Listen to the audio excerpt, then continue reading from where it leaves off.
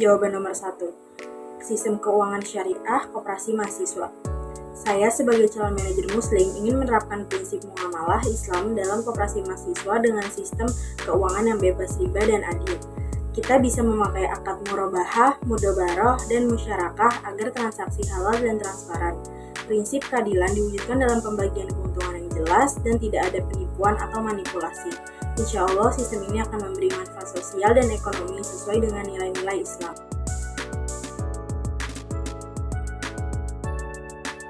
Jawaban nomor 2, perencanaan keuangan keluarga Islam. Dalam Islam, perencanaan keluarga harus memperhatikan aspek waris dan keadilan gender.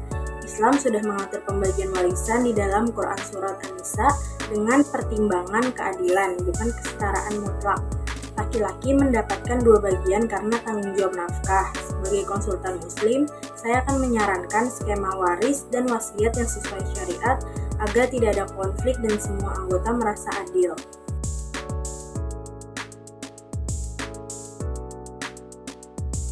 Jawaban nomor 3, strategi dagang Rasulullah SAW. Strategi dagang Rasul bisa menjadi teladan bagi bisnis modern. Beliau dikenal sebagai pedagang yang jujur, adil, dan terpercaya. Rasul tidak pernah menipu atau menimbun barang dan selalu mengutamakan kepercayaan. Model bisnis yang etis dan berkelanjutan harus mencontoh beliau seperti berorientasi pada kemaslahatan bukan hanya profit.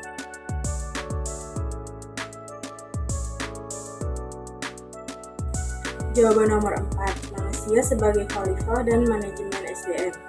Islam memandang manusia sebagai khalifah di bumi, yang artinya kita diberi amanah untuk memimpin dengan adil. Dalam manajemen SDM, pemahaman ini menjadi pemimpin harus bertanggung jawab, bijak, dan melibatkan nilai spiritual. Kepemimpinan Islam itu bukan otoriter, tapi melayani dan membina. Itu bisa mempengaruhi keputusan yang lebih beretika dan memberdayakan karyawan.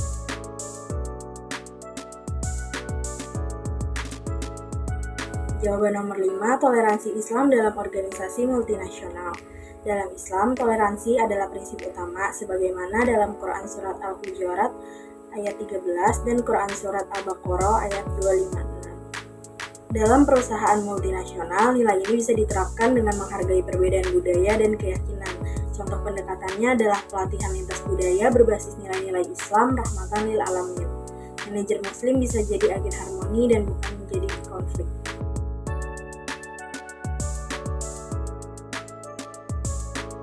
Jawaban nomor 6, iptek dan etika Islam dalam industri 5.0.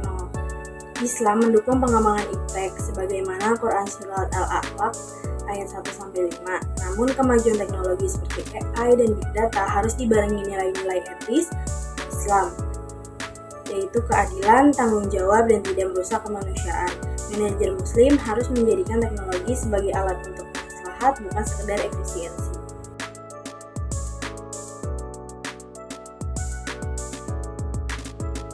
Jawaban nomor 7, model startup syariah. Model bisnis startup syariah bisa mengangkat ekonomi umat, contohnya platform crowdfunding syariah. Dengan akad musyawarah atau wakalah, kita bisa bantu UMKM tanpa riba. Startup ini menjawab tantangan krisis moral dengan nilai solidaritas dan tanggung jawab sosial. Itulah ekonomi Islam yang adil, berkah, dan mensejahterakan.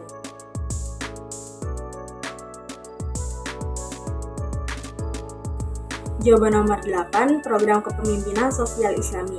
Saya merancang program bernama Pemimpin Amanah Mahasiswa, berisi pelatihan nilai-nilai kepemimpinan Islami seperti jujur, amanah, dan musyawarah. Kegiatan ini bisa berupa pelatihan untuk UMKM, pengajaran untuk anak yatim, dan refleksi Qurani. Program ini cocok dijalankan oleh mahasiswa dalam pengabdian masyarakat. Tujuannya mencetak pemimpin yang bukan hanya cerdas tapi juga bermoral.